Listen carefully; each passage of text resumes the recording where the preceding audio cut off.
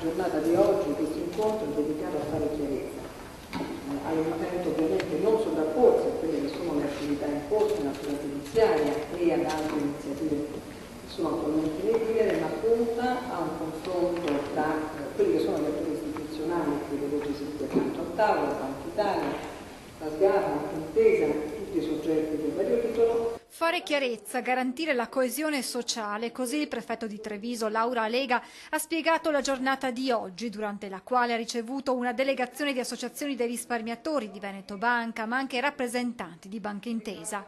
Un tavolo che arriva all'indomani della decisione della Procura della Repubblica di Treviso di aprire un'inchiesta per bancarotta per distrazione, e questo in base al pronunciamento del Tribunale fallimentare di Treviso, che ha a sua volta accolto un'istanza di insolvenza per l'istituto di credito. Secondo i giudici, la banca di Montebelluna era già insolvente il 23 giugno 2017. Di conseguenza non avrebbe dovuto essere posta in stato di liquidazione coatta amministrativa, ma tutto al più in stato di liquidazione volontaria. Bisognerà ora capire come procederà il Tribunale fallimentare, anche se la strada sarà quasi certamente quella delle revocatorie. Tutto quello che è avvenuto prima, nell'anno immediatamente precedente, penso ad esempio alle transazioni, potrebbe essere revocato.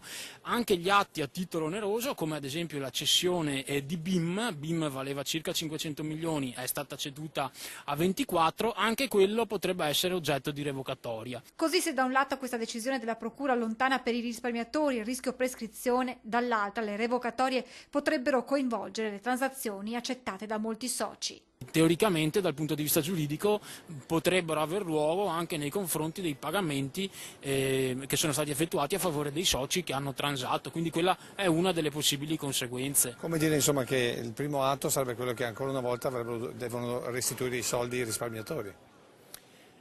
Se ci sarà la revocatoria dei pagamenti delle transazioni, sì.